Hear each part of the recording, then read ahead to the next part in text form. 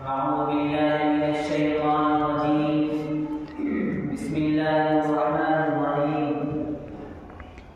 الحمد لله رب العالمين الرحمن الرحيم مالك يوم الدين.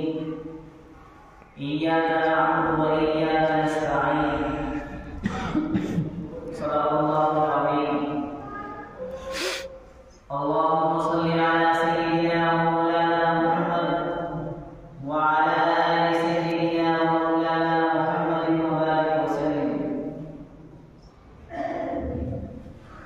گزشتہ کئی ہفتوں سے سورہ فاتحہ کے مضامین کے سلسلے میں گفتگو ہو رہی ہے. پچھلے جمعے کو ایاک نعبد پر کچھ بات ہوئی تھی اور کچھ باتیں رہ گئی تھی، اس لیے آج ان باتوں کو آپ سے بیان کرنا مناسب سمجھتا ہوں. ایاک نعبد و ایاک نستعین، اس آیت میں اللہ رب العزت والجلال نے دو باتوں کا حکم دیا ہے. جہاں تک پہلی آیت کا تعلق ہے اور پہلے حکم کا تعلق ہے، اس کے سلسلے میں باری تعالیٰ نے ارشاد فرمایا وَمَا خَلَقْتُ الْجِنَّ وَالْإِنسَ إِلَّا لِيَعْبُدُونِ. ہم نے جنات و انسان کو اپنی عبادت کے لیے پیدا کیا ہے کہ انسان دنیا کے اندر جا کر کے اللہ رب العزت والجلال کی عبادت کرے. ہم ہر نماز کی ہر رکعت کے اندر اس کا اقرار کرتے ہیں کہ اللہ ہم آپ کی عبادت کرتے ہیں، ہم آپ کو سجدہ کرتے ہیں، ہم آپ کی اطاعت و فرما برداری کرتے ہیں، کسی اور کی عبادت نہیں کریں گے. اس لیے کہ کسی اور کی عبادت کرنا یہ شرک ہے.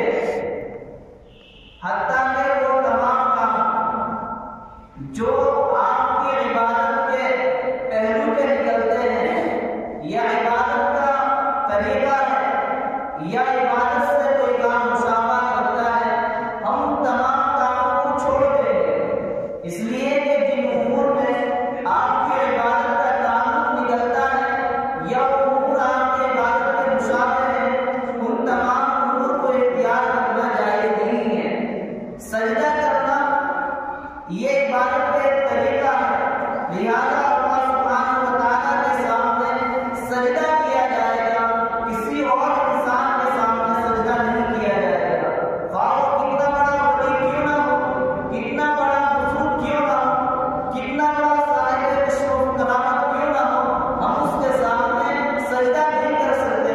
اس لیے کہ ایاک نعبد کے اندر ہم اللہ سبحانہ و تعالیٰ سے یہ عہد و اقرار کرتے ہیں کہ اللہ عبادت آپ کی جائے گی، سجدہ آپ کو کیا جائے گا، اور یہ سجدہ عبادت کا ایک طریقہ ہے. ہم اللہ سبحانہ و تعالیٰ کے علاوہ کسی اور کی عبادت نہیں کر سکتے.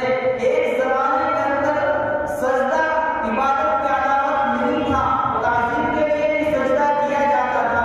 چنانچہ آپ نے سنا ہوگا کہ اللہ سبحانہ و تعالیٰ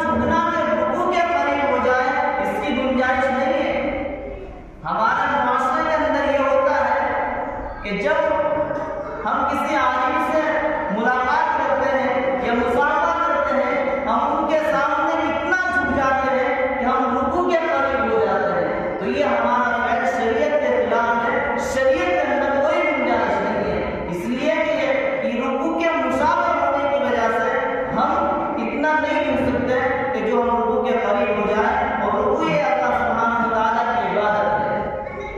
آپ علیہ السلام والسلام نے حدیث کے اندر ارشاد فرمایا کہ جو لوگ ایک آدمی تو بیٹھا ہوا ہے اور بہت سارے لوگ ان کے سامنے کھڑے ہوئے ہیں، یہ کیسا کسرا کا طریقہ تھا کہ جب وہ اپنی مسجد پر جلوہ افروز ہوتے تو خود تو بیٹھ جاتے اور جو دوسرے ان کے کارندے ہوتے وہ سب بستہ کھڑے رہا کرتے تھے۔ اس طریقے سے آپ علیہ السلام نے منع فرمایا ہے۔ اور اولیاء اللہ کے مزارات پر جا کر کے سجدہ کرنا، اسی طریقے سے ولیوں سے منتیں مانگنا، صاحب قبر سے پر چڑھاوا چڑھانا، اس کی کوئی گنجائش نہیں ہے۔ اولیاء اللہ کی تعظیم بہت اچھی بات ہے، علماء کرام کی تعظیم یہ ایمان کی علامت ہے۔ آپ علیہ السلام نے علماء کی فضیلت کو بیان کرتے ہوئے ارشاد فرمایا، یا تو تم طالب علم بنو، طالب علم نہیں بن سکتے تو عالم بنو، عالم بھی نہیں بن سکتے تو ان دونوں سے محبت کرنے والے بنو۔ اگر چھوٹے بنو گے تو غلط ہو جاؤ گے، ہلاکت تمہارا مقدر بنے گی، تم ہلاکت کے اندر چلے جاؤ گے۔ اس لیے ہمیں یہ چاہیے کہ ہم کسی عالم کے سامنے بدتمیزی کے سامنے پیش نہ آئے، ان کے سامنے گستاخانہ کلمات کا رویہ اختیار نہ کریں، لیکن تعظیم کی حد تک ہونی چاہیے، وہ تعظیم آگے بڑھ کر کے عبادت نہ بن جائے۔ ایاک نعبد و ایاک نستعین، اے اللہ ہم آپ کی عبادت کرتے ہیں، آپ کے سامنے سجدہ کرتے ہیں، اس کا اقرار ہم نماز کے اندر کرتے ہیں۔ لہٰذا جن لوگوں کو نماز پڑھنا بڑا مشکل نظر آتا ہے، سجدہ کرنا بڑا مشکل نظر آتا ہے، ان کے بارے میں شاعر مسلم علامہ اقبال رحمہ اللہ فرماتے ہیں، وہ ایک سجدہ جسے تو گرا سمجھتا ہے، وہ ایک سجدہ جسے تو گرا سمجھتا ہے، ہزار سجدوں سے دیتا ہے آدمی کو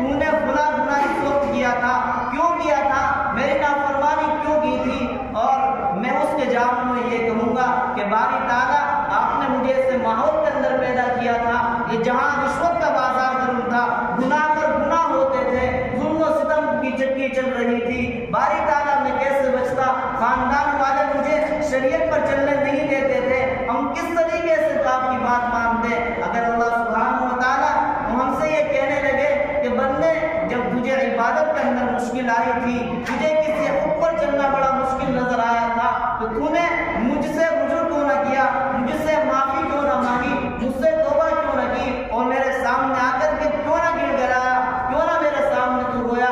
ان اللہ علی کل شیء قدیر، کیا میں نے نہیں فرمایا تھا کہ میں ہر چیز پر قادر ہوں؟ اگر تو مجھ سے گناہوں سے بچنے کی توفیق مانگتا میں ضرور تجھے توفیق دے دیتا، تو 5 وقت نماز پڑھنے کی توفیق مانگتا میں تجھے توفیق دے دیتا، تو آیا تو نہیں؟ اللہ سبحانہ و تعالیٰ کے سامنے ہم کیا جواب دے سکتے ہیں؟ اللہ تو بڑے رحیم ہے،